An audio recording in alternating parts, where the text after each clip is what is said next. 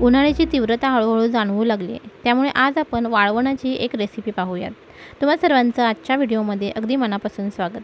तर आज आपण तांदळाचे वाफेवरचे पापड पाहणार आहोत, तेही दोन वेगवेगळ्या चवीचे। तर पापड बनवण्यासाठी इथे मी 1 किलो तांदूळ घेतलेत। पापड बनवण्यासाठी शक्यतो नवीन तांदूळ वापरायचा, जुन्या तांदळाचे पापड म्हणावे तितके परफेक्ट बनत नाहीत। आता हा तांदूळ 2 ते 3 वेळा स्वच्छ पाण्याने धुवून घ्यायचा आहे। हे तांदूळ आपल्याला 3 दिवसासाठी भिजत ठेवायचे आहेत।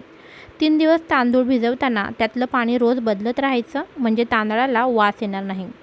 तिसऱ्या दिवशी तांदळातलं संपूर्ण पाणी नितळून घ्यायचं आणि तांदूळ एखाद्या सुती कापडावर पसरवून सुकवून घ्यायचा।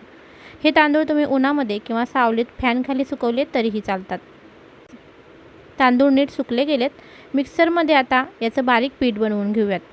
पापड बनवण्यासाठी आपल्याला चांगलं बारीक दळलेलं तांदळाचं पीठ हवं असतं, त्यामुळे बारीक चाळणीतून ते चाळून घ्यायचं, नाहीतर सुती कापडातून वस्त्रगाळ करून घेतलं तरीही चालेल।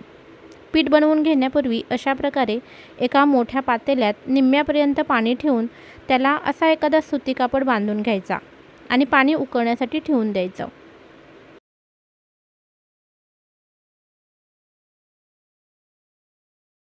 आता आपण पापडासाठी लागणारं पीठ बनवून घेऊयात। इथे मी 1 वाटी तांदळाचं पीठ घेतलं, त्यामध्ये अर्धी वाटी पाणी घालून हे व्यवस्थित मिक्स करून घेऊयात। साधारण अशा कन्सिस्टन्सीचं पीठ बनवून घ्यायचं आहे। आता या पिठामध्ये 1 चमचा जिरं घालायचं, त्याचसोबत चवीपुरतं मीठ टाकूयात। इथे आपलं पीठ बनवून तयार झालं आहे। एका प्लेटला तेलाने ग्रीस करून घेतलेलं आहे। प्लेटमध्ये अगदी चमचाभर पीठ टाकून अशा प्रकारे प्लेट गोलाकार फिरवून पीठ सर्व प्लेटभर पसरून घ्यायचं। हे पीठ तुम्ही जास्त पातळ बनवू नका, नाहीतर पापड तुटतात।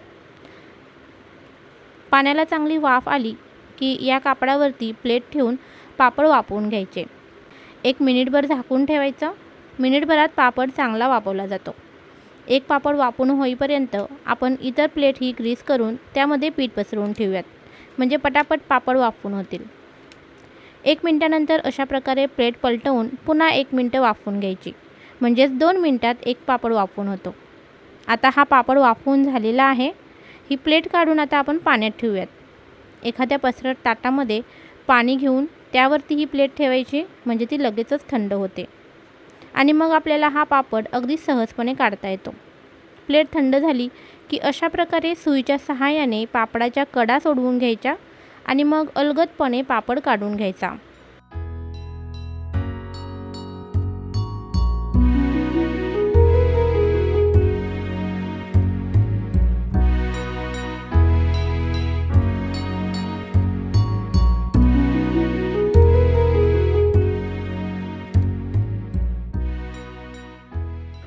आता प्लास्टिकवर किंवा एखाद्या सुती कापडावर हे पापड काढून घ्यायचे आहेत आणि अशाच प्रकारे बाकीचेही सर्व पापड बनवून घ्यायचे।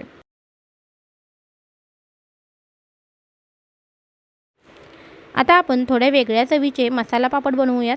त्यासाठी आपल्याला एक प्रकारचा मसाला बनवून घ्यावा लागेल। त्यासाठी इथे मी एका मिक्सरच्या भांड्यामध्ये 2 लाल सुक्या मिरच्या घेतल्यात, 1 चमचा अख्खे धने घेतले, त्याचसोबत 1 चमचा जिरं देखील घालायचं आणि मिक्सरच्या भांड्यामध्ये हे जाडसर असं वाटून घ्यायचं आहे। लाल मिरचीमुळे पापड खूप छान दिसतो।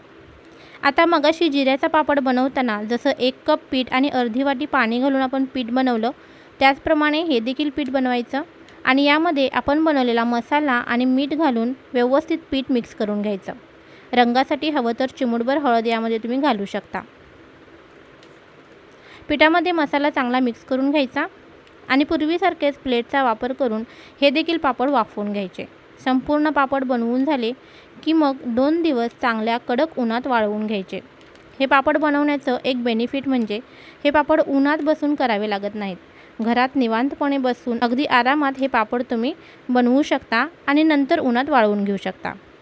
पापड छान वाळलेले आहेत, तर इथे मी 2 दिवस उन्हामध्ये अगदी छान असे पापड वाळवून घेतले। आता यातला एक पापड आपण तळून पाहूयात। अगदी तिप्पट फुलतात हे पापड, तुम्ही बघू शकता। मसाला घातलेले पापड तर चवीला खूपच चविष्ट लागतात। तर हे असे निवांतपणे बनणारे पापड तुम्ही नक्की करून पहा आणि जर व्हिडिओ तुम्हाला आवडला असेल तर व्हिडिओला लाईक आणि शेअर करा। चॅनलवर जर तुम्ही नवीन असाल तर चॅनलला सबस्क्राईब करायला विसरू नका। पुन्हा भेटूया अशाच छान छान रेसिपीजसोबत। तोपर्यंत तुमचा निरोप घेते। धन्यवाद।